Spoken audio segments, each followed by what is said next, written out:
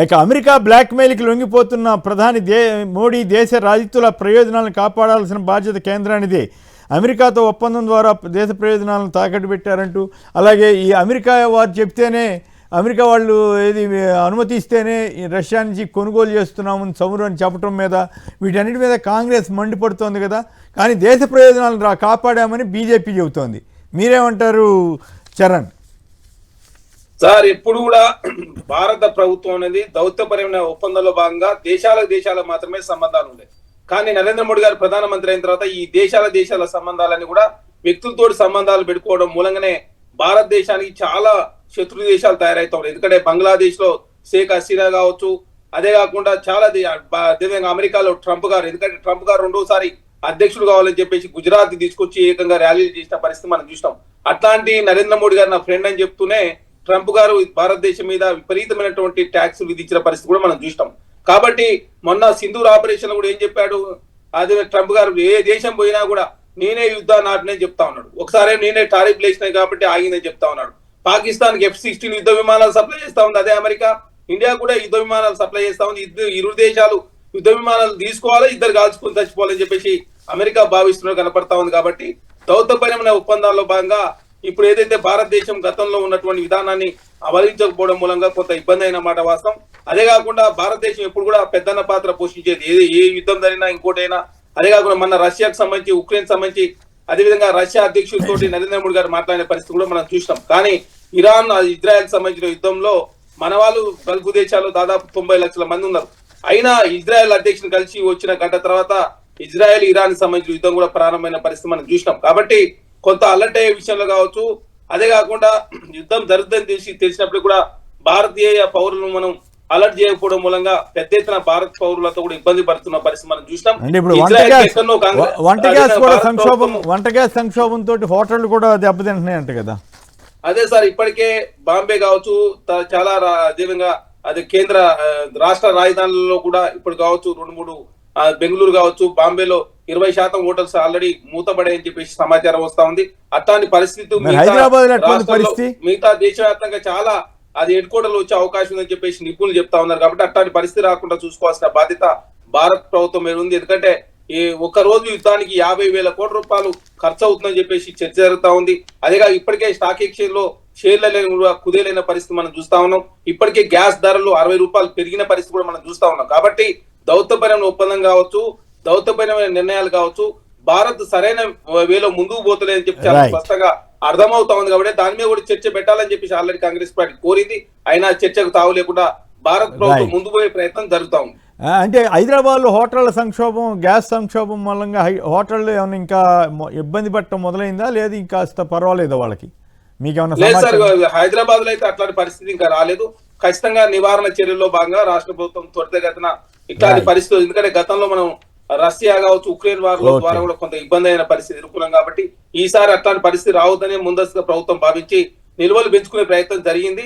ఇప్పటి వరకు అయితే హైదరాబాద్ లో కావచ్చు, అదే కాకుండా తెలంగాణ రాష్ట్ర వ్యాప్తంగా గ్యాస్ సంబంధించిన నిల్వలు అయితే పూర్తి స్థాయిలో అవసరాల కోసం ఉన్నాయి. కాబట్టి భవిష్యత్తులో యుద్ధం కంటిన్యూ అయితే మాత్రం కొంత ఇబ్బంది అయ్యే అవకాశం. కిషోర్ గారు, మీరు చెప్పండి, ఏమిటి అమెరికా షరతులకి మనం లోబట్టం ఏంటి? వాళ్ళు కొనమంటే కొనటం, ఆయిల్ కొనవద్దంటే మానటం, ఇవన్నీ కూడా భారత ప్రభుత్వానికి, సార్వభౌమ సత్తాక ప్రభుత్వానికి ఇది ఇబ్బందికరంగా ఉంది. భారత ప్రజల యొక్క స్వాతంత్రానికి ఇది కాస్త ఇబ్బందికరంగా ఉంది అనేటువంటి వ్యాఖ్యలు కాంగ్రెస్ పార్టీ అయితే నేరుగానే చేసింది కదా. దానికి మీరు ఇచ్చే సమాధానం ఏంటి? నిజంగా వినేవాళ్ళకి కానీ చూసేవాళ్ళకి కానీ అమెరికా షరతులకు అమెరికా అనుమతి తీసుకుని మనం కొనుక్కోవాల్సిన పరిస్థితి ఎందుకు వస్తూ ఉంది?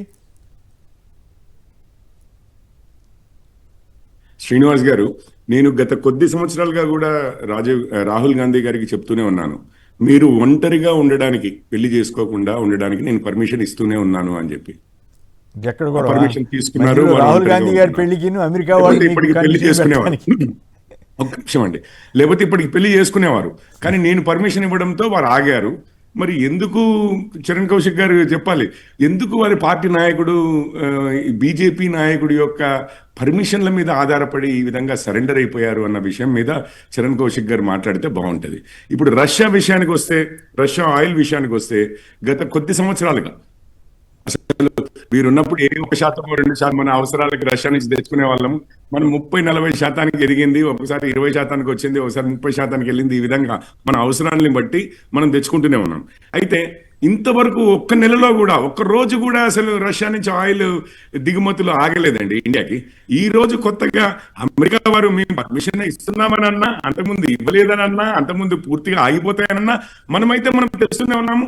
మన విదేశాంగ శాఖ మంత్రులు ఇతర మన ప్రభుత్వము అనౌన్స్ చేస్తూనే ఉంది. మన ఇంట్రెస్ట్ని బట్టి, మన దేశ ప్రజానీకం యొక్క ఇంట్రెస్ట్ని బట్టి మేము ఎక్కడి నుంచి తెచ్చుకోవాలో అక్కడి నుంచి తెచ్చుకుంటాము. అది మా ఇష్టం మీద ఆధారపడి ఉంది అని. అంతకుముందు యూరోప్లో కూడా చాలా మంది అన్నారు, మీరు అసలు రష్యా నుంచి ఆయిల్ కొంటున్నారు అంటే అసలు ఉక్రెయిన్ మీద యుద్ధాన్ని మీరే స్పాన్సర్ చేస్తున్నారు అన్నారు. అది అక్కడ జయశంకర్ గారు ఇచ్చిన సమాధానాలు ఈరోజు అసలు ప్రపంచవ్యాప్తంగా ఎంత పాపులర్ అయ్యా చూశారు. నిన్న యాక్చువల్లీ ఫిన్లాండ్ ప్రైమ్ మినిస్టర్ అనుకుంటాను, వారు ఇక్కడికి వచ్చి కూడా Europe's problems are world's problems are Europe's problems అని జయశంకర్ అన్నది మళ్ళీ ఆ స్పెసిఫిక్ కొటేషన్ చెప్పి అద్భుతంగా మెచ్చుకున్నారు. సో ప్రపంచం మొత్తం తెలిసింది ఏంటి అంటే అసలు అమెరికాకి ధీటుగా నిలబడి ఈ ఒత్తిళ్లలో నిలబడింది కేవలం ఇండియా మాత్రమే. ఆఖరికి మనము మన ఎక్స్పోర్ట్స్ ని బ్లాక్ చేస్తాము, 50% పెంచే అది 100%, 200% చేస్తామంటే కూడా మనము ఈ విధంగా కాదు, యూరోప్తో, యునైటెడ్ కింగ్డమ్ తో, అంటే ఇంగ్లాండ్ తో, అటు ఆస్ట్రేలియా, న్యూజిలాండ్ ఇట్లాంటి దేశాలతో, వీటన్నిటితో మనము ట్రేడ్ అగ్రిమెంట్స్ చేసుకోవడం వల్ల లాస్ట్ కి మిగిలింది ఏముంది? మన స్ట్రెంత్, మన పొజిషన్ స్ట్రెంత్ అయింది. అమెరికానే వచ్చింది కదండి, 18% తగ్గించి అమెరికానే వచ్చింది కదా. కిషోర్ గారు ఆ విషయంలో గట్టిగా నిలబడ్డారు, వాళ్ళు పెట్టిన టారిఫ్లు ఆ విషయంలో గట్టిగా నిలబడ్డారని పేరు వచ్చింది. కానీ ఈ చమురు విషయంలో రష్యా నుంచి కొనుగోలు తగ్గించడం కానీ, లేదా వెనిజులాకి నుంచి తీసుకోవాలని చెప్పి ఒప్పుకోవడం కానీ, అవన్నీ ఒక ఎత్తు అయితే మేము అనుమతి ఇచ్చామని అమెరికా ప్రకటిస్తే కనీసం మోడీ గారు కానీ, జయశంకర్ గారు కానీ ఖండించలేదు అనేటువంటి విమర్శ వస్తే అది భారత ప్రజలకి కాస్త అది అవమానకరంగా ఉందనే ఫీలింగ్ ఉంది కదా. అవమానకరంగా ఏమీ లేదు సార్. ఎవరెవరైనా కానీ, ఈవెన్ అమెరికా లాంటి దేశం కూడా ఈరోజు మేము ఇది చేశాము అది చేశాము అంటుంటే మనం కామ్గా కూర్చుని ఉన్నాము. ఇండో పాకిస్తాన్ వారిని మేమే ఎండ్ చేశామన్నారు, కామ్గా కూర్చుని ఉన్నాము. చాలా ధీటుగా, అంటే ఒక్కొక్కసారి మౌనమే చాలా స్ట్రాంగ్ సమాధానం అవుతుంది. పివి నరసింహారావు గారు చెప్పేవారు, not taking a decision itself is a decision అన్నట్టుగా, not commenting on something itself is a comment. దాని గురించి మీరు అసలు ఇంత నిబ్బరంగా ఉండి, క్వైట్గా ఉండి, కూల్గా ఉంటే అవతరం లేదు. ఇక మీకు అర్థమైంది నేను చెప్పేది. ఇప్పటి వరకు సరే, రాహుల్ గాంధీ గారు ఇది అయిపోయిన తర్వాత రాహుల్ గాంధీ గారు ఏమన్నా కామెంట్ చేస్తారేమో, బీజేపీ నాయకుల చేతుల్లో నా పెళ్లి విషయము లేదు, వారి పర్మిషన్ నాకు అవసరం లేదు, నేను సింగిల్ గా ఉండాలన్నా, పెళ్లి చేసుకోవాలన్నా ఏమన్నా కామెంట్ చేస్తారేమో చూద్దాం సార్. Right, okay.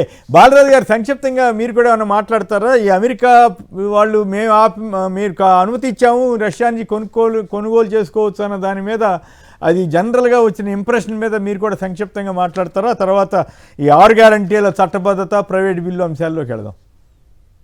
ఉమ్మినేని గారు, చాలా దురదృష్టకరం ఇవాళ దేశంలో, ప్రపంచంలో జరుగుతున్న ఈ సంఘటనలు ఏదైతే ఉన్నాయో, అంటే సుమారు 7 రోజులలో 45,000 కోట్ల రూపాయలు యుద్ధంలో ఖర్చు పెట్టడం అనేది ఎంత దుర్మార్గము. అంటే ఒక గంటకు 370 కోట్లు ఖర్చు పెడుతున్నారట.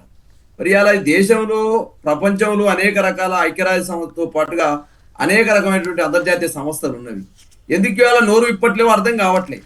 ఎంత దురదృష్టకరం అంటే, ఒక దేశ అధ్యక్షుడు, ఆ దేశ ప్రజలు ఎన్నుకుంటే, నికోలస్ మదురో అనేటువంటి ఒక వెనిజులా అధ్యక్షుడిని, వారి యొక్క భార్యను ఆ రాత్రికి రాత్రి వచ్చేసి అమెరికా దేశం వచ్చేసి ఎత్తకపోయితే కనీసం ఒక అంతర్జాతీయ సంస్థ మాట్లాడతలేదు సార్. చాలా బాధాకరం ఇది. ప్లస్ అంతకుముందు గడాఫీ కావచ్చు, లిబియా కావచ్చు, అంతకుముందు సద్దాం హుస్సేన్ కావచ్చు, ఈరోజు ఇరాన్ కావచ్చు.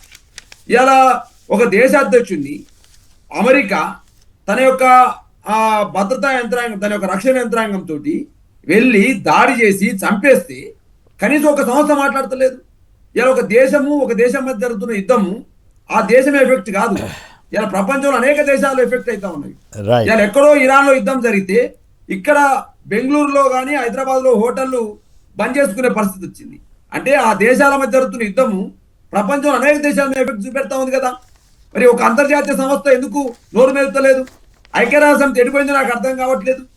అది ట్రంప్ గారి యొక్క వ్యవహార శైలి ఎట్టుందంటే, రీసెంట్గా ఒక రక్షణ శాఖ మంత్రి ల్యాండో వస్తాడు ఇక్కడికి, ఆయన ఏం మాట్లాడతాడు? భారతదేశం అట తమ చెప్పు చేతులు ఉండాలని మాట్లాడతాడు. దాని మీద ఒక ఖండన రాదు, విమర్శ చేయరు. ఏంది అది?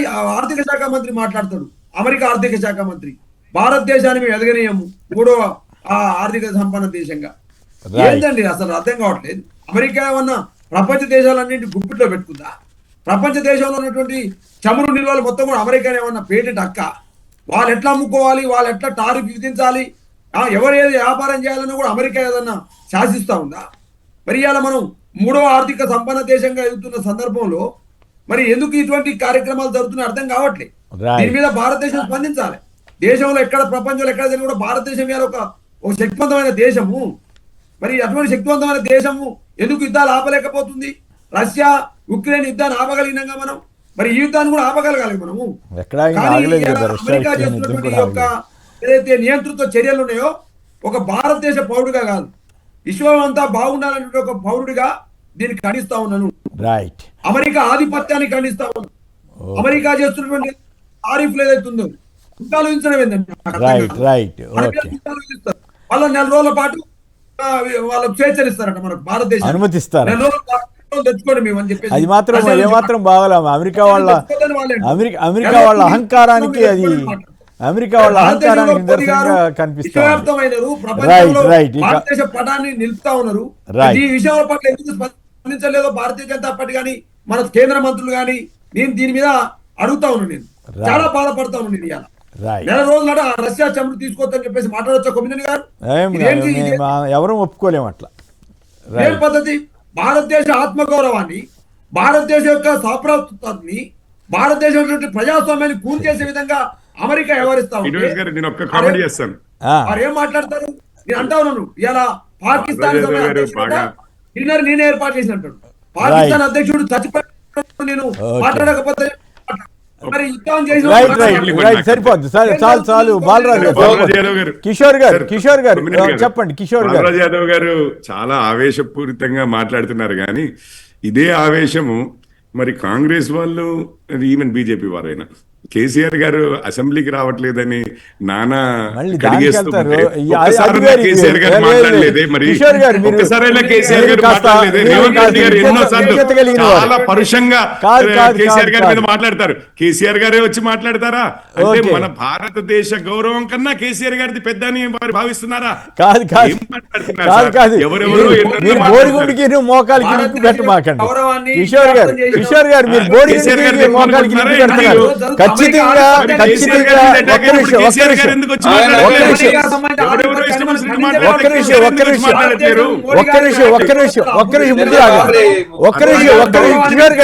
కిషోర్ గారు కేసీఆర్ గారిని విమర్శించదలిస్తే ఇంకో సందర్భంలో విమర్శించడం నాకేం అభ్యంతరం లేదు. కానీ అమెరికా వాళ్ళు మేము ఆపమంటే ఆపారు, ఒక 4 రోజుల పాటు స్వేచ్ఛ ఇచ్చామని చెప్పడం మాత్రం భారతీయులుగా వినే వాళ్ళకి చాలా ఎంబ్రాసింగ్ గా ఉందన్నది వాస్తవం. కేంద్రం గట్టిగా ఖండించి ఉంటే ఇంకా బాగుండేది. అప్పుడు ఖండించారు కదా, అప్పుడు గతంలో ఖండించారు కదా, టారిఫ్లు పెంచినప్పుడు కానీ ఇతరత్ర యుద్ధం ఆపమన్నప్పుడు మేము ఆపామని చెప్పి ఖండించారు కదా. అదే తరహాలో ఇప్పుడు కూడా ఖండించి ఉంటే బాగుండేది అనేది ఎక్కువ మంది అభిప్రాయం. సరే, అయినప్పుడు కూడా దేశ ప్రయోజనాలు రీత్యా మేము జాగ్రత్తగా ఉంటున్నామని మీరు చెప్పొచ్చు, ఓకే, అది వేరే విషయం. కానీ అమెరికా వాళ్ళ యొక్క అహంకారాన్ని మాత్రం ఖచ్చితంగా అది ఎవరూ అంగీకరించాలని విషయం. ఇక